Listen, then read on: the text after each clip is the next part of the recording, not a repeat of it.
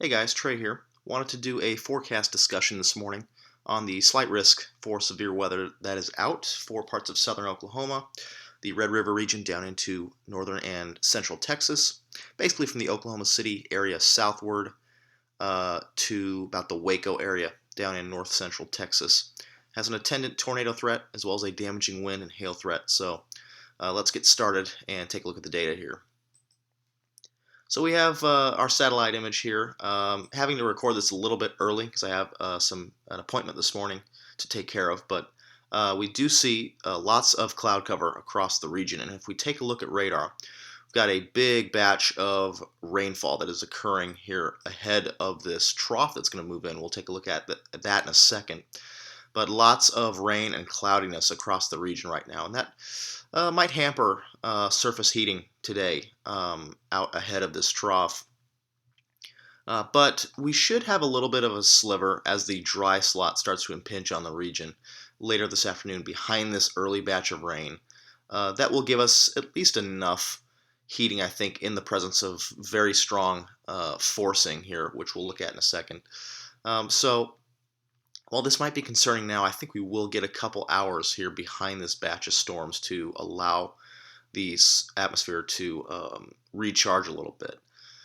If we take a look at the surface data, though, not quite what we'd like to see as far as moisture goes at the surface for a significant severe weather event. Dew points really only in the low to barely mid 50s here, all the way down into south central Texas, the San Antonio area showing about 53, 54.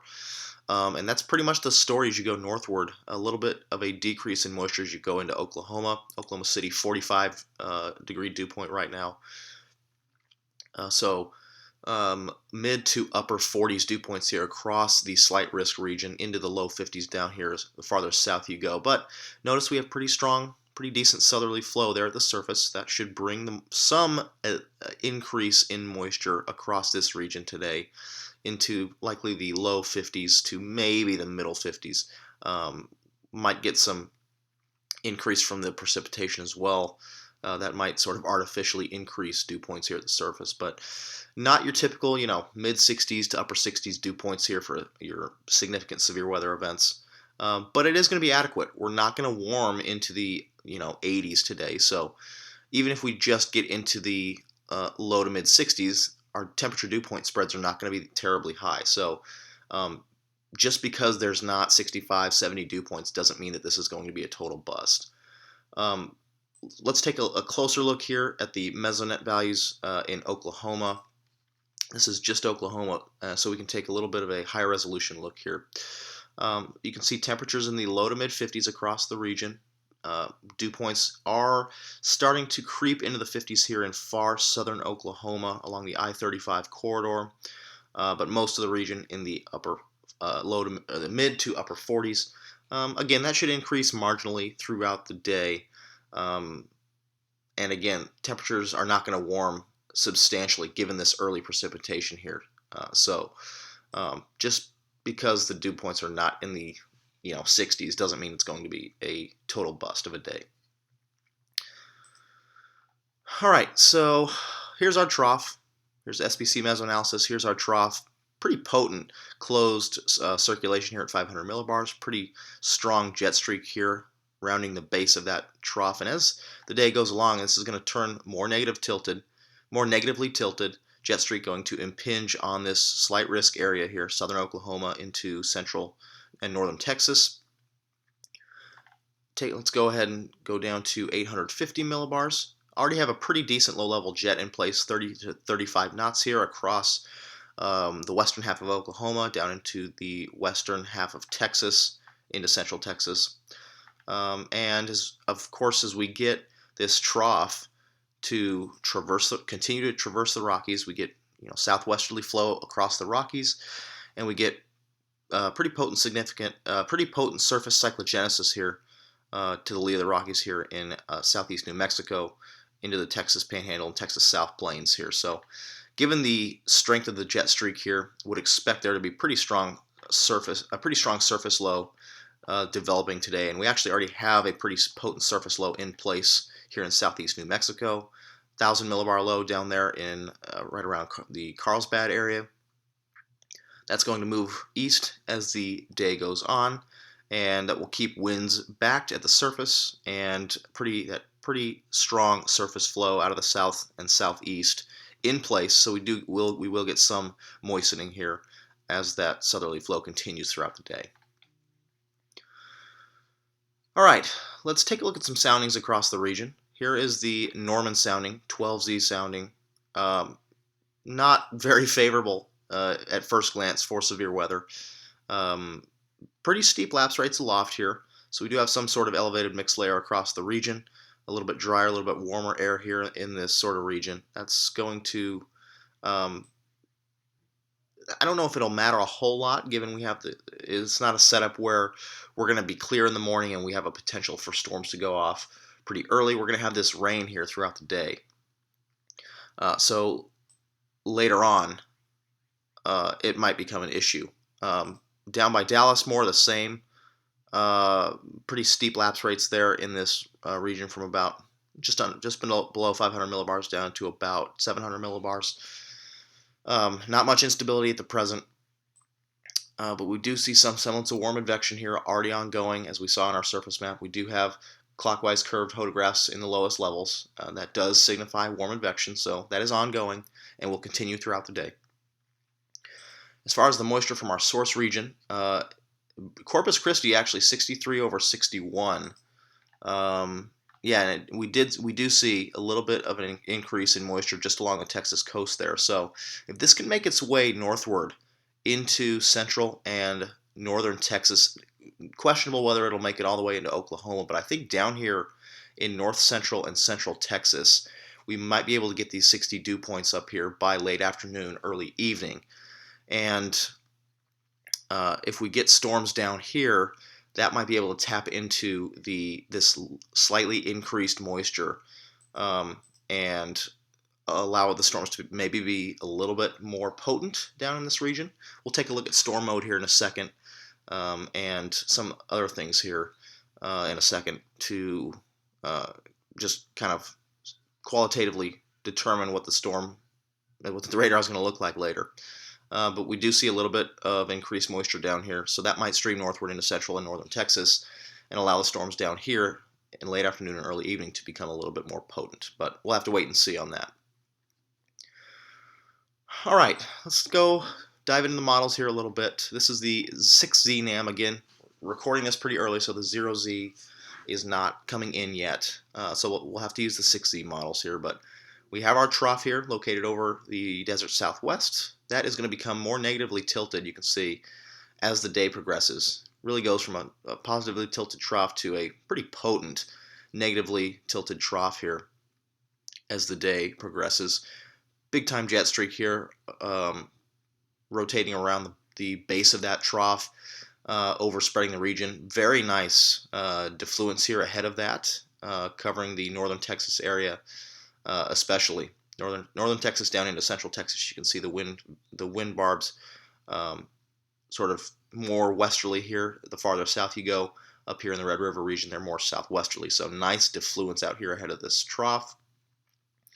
That'll help promote rising motion, as we talked about in our Dixie Alley forecasting video from last week. That helps promote rising motion from below, and of course we need rising motion for storms. So as this trough progresses, we'll get that nice jet streak to impinge in the region. But this is pretty strong forcing for this time of year. Very strong forcing. So storm mode might be an issue just based on the amount of forcing alone. We'll look at that in a second. Here's our 850s. You can see low-level jet in place already. Potent surface low in place, and that low-level jet going to regenerate throughout the day as that surface low strengthens and starts to move off to the east a little bit. Pretty potent low-level jet out ahead of that. So the wind profile should be fairly strong here, especially by early evening when the low-level jet starts to strengthen, at least on this run of the NAM, 50 to 60 knots here down in north central Texas into Oklahoma. So photographs, I'm guessing, should be pretty potent in the low levels, given the southeasterly surface winds increasing rapidly in the lowest levels to 50 to 60 knots out of the south. So low-level photographs should be fairly impressive today, I would expect, just based on this. Let's look at our dew points. Actually, let's look at our surface map just real quick. We'll zoom into the southern Great Plains here. Again, potent surface low moving off as that trough traverses the Rockies. We'll get continued surface lee cyclogenesis. Southerly and southeasterly flow here. Out ahead of that, that will strengthen, it appears, throughout the day. We saw about 5 to 10 knots out here across the warm sector, increasing to 15 to 20 knots here throughout the day. So would expect low-level photographs again to be very, very large and looping here. Looks like we will have some semblance of a dry line out here in western Texas. Kind of an interesting pattern here. Can't really tell. There might be the cold front that's back out here. You can see to the temperatures and wind shift there right along that line. So the cold front's likely out there, and yeah, that's going to surge eastward throughout the early evening. But during prime time, that cold front going to stay back. We might get some development out here along the cold front that might be more linear in nature, given the strength of the cold front, how it's surging east. But out here in the warm sector, we might get some dry line development out here that might be a little bit more discrete. So something to note. And let's take a look at our surface boundaries here. We'll take a look at storm mode. Again, we know that the forcing is going to be very, very strong today. So our cold front out there, basically northeast to southwest there. Dry line out here, generally north-south, we'll say. Then let's take a look at our shear vectors. And you can see, just as a side note here, this is the plot of ML Cape. We do have a sliver of Cape here, just east of the dry line, and even some into Oklahoma. So suggesting we will get some air mass recovery here throughout the afternoon. And temperatures very cold aloft, I should mention. So as those cold temperatures overspread the region, we should get lapse rates to steepen and shouldn't have an issue with clearing later on in the day, and that being enough to promote enough instability to form, to develop across the region. So not too worried about that. But our shear vectors out here with northward extent into Oklahoma, they're out of the southwest and fairly parallel to our cold front, our initiating boundary. If you recall, it's north-northeast to south-southwest. Shear vectors pretty much parallel to that. So storm mode, I think, up here for certain is going to be more of a linear mode, given the degree of forcing and the fact that these shear vectors are parallel to the boundary. Farther south, however, down into northwest and north-central Texas, shear vectors are a little bit more out of the west. That, and see our semblance of the dry line there, pretty much north-south. Shear vector is pretty perpendicular down here to the initiating boundary. So our storm mode with southern extent, I think, might be a little bit more discrete, especially down here in northwest Texas, down into central Texas. So that'll be something to watch, given our strong shear in place. More discrete mode would definitely foster a tornado threat, and our moisture does seem to increase throughout the day. We do get that continued warm advection, a little bit higher dew points to stream northward throughout the day. Here's 21Z. We see low to mid 50s here. Again, with northward extent, not quite as high dew points, a little bit higher down here in northwest and central Texas. Let's take some forecast soundings here along the dry line here, along the cold front as well. Here's our dry line sounding, and that is no good. That is showing lots of convection out ahead. We'll pick one a little bit farther south. Maybe we won't be as contaminated here. And these aren't too great. Maybe we'll go to 0Z here, a little bit farther out ahead where there's not as much convection. Here's along the cold front, a little bit of convective contamination here, but we do get meager instability to develop.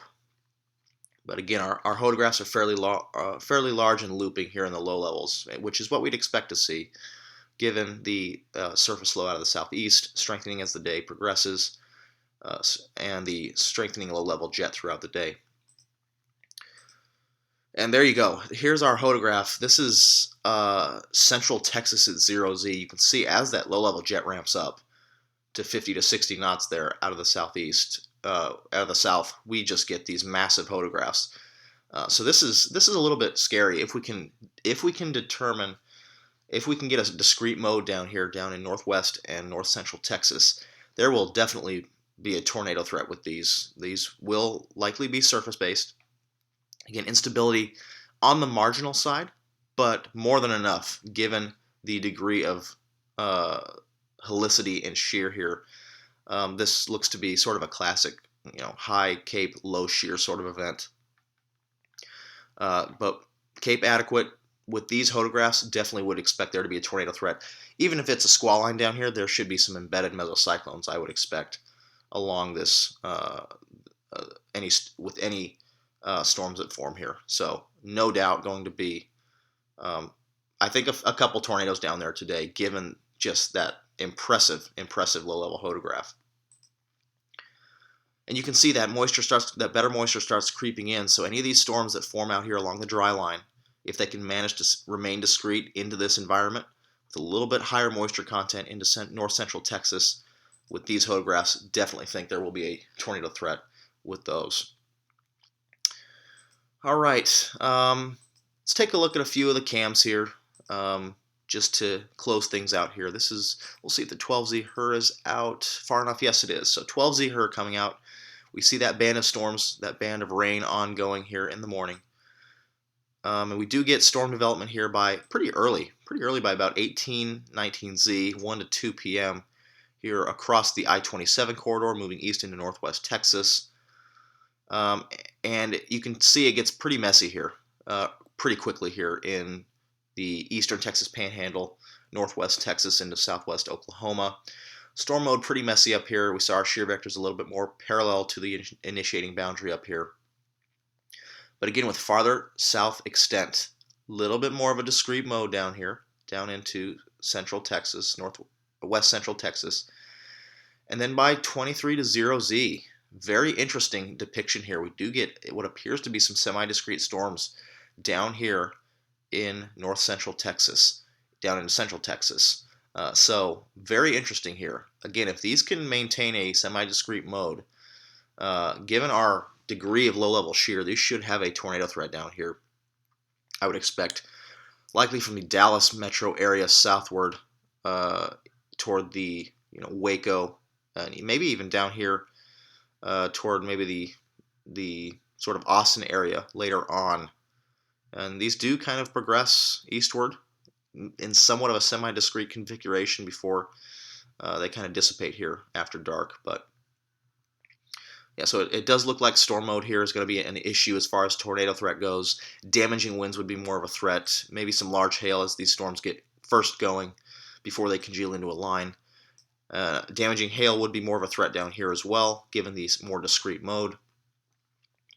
And the 12Z runs, let's just take maybe a couple HER soundings just for fun here. This is pivotal weathers, HER, and so let's take a sounding. We'll go 20Z out here, kind of the Vernon area. And, not our classic sort of severe weather sounding. We do see some curvature in the low levels, a little bit of curvature in the hodograph there. Not a whole lot of instability to deal with, a little bit of capping remaining maybe from a lack of surface heating up here. And then down here into north central Texas, we see kind of the same thing here early on. Let's go a little bit farther on with time. Take a sounding here in southern Oklahoma. And there you start to see the hodographs enlarge here by late afternoon. Not much instability to speak of still. Down here in central Texas, though, let's see what it's showing. And it seems a little bit capped down here in central Texas, at least on this model, on this run of the HER. So that is interesting. And we did see, our soundings had a pretty stout elevated mix layer out there. So That will be a question. Maybe will storms be fully surface based down here? The NAM was saying they would be, but this is a pretty stout EML, and given the fact we're not going to warm a whole lot throughout the day, we may have to rely on forcing as the cold front goes through to really push through that cap, and any storms that form ahead of that in the afternoon hours may be a little bit elevated given the degree, the potent nature of this elevated mixed layer. So that is definitely a question here, whether or not these storms will be surface based. But if they are, I think no doubt these would have a tornado threat given the degree of low level shear. And you can see those photographs just get pretty nasty here as you go on into the evening, or early evening, late afternoon, early evening. It does remain capped here. Storms would be elevated at this point down in central Texas, in southern Oklahoma, kind of the same thing. So they're not too fond of destabilization today, which again is a question whether or not we'll get enough heating. I think it's plausible given the cold temperatures aloft, very cold air aloft, with this associated with this upper level trough. But will this band of showers inhibit surface heating so that we will be able to tap into full surface-based parcels there? It is a question, but I think given the low-level jet in place and the photographs, there will be a tornado threat with any surface-based discrete storms that can develop. So that's my only concern with today. Storm mode farther north, not quite as favorable into southwest Oklahoma, far northwest Texas. Down south into central Texas, storm mode seems to be a little bit more favorable for discrete storms and an attendant large hail and tornado threat with those. So if you're chasing today, good luck. It's going to be kind of a typical early season, strongly forced kind of event. Most likely going to be a squall line. Again, I think the best chance for discrete storms is going to be down in north central and central Texas throughout the day. So if you're chasing today, good luck. For those in this region, stay weather aware. Could be some severe storms affecting the region today. So keep your weather radios handy. Keep your good sources of weather information handy, and it should be an event that we can get through fairly easily. So that's all I've got for now. Thank you for watching, and we will see you in the next video.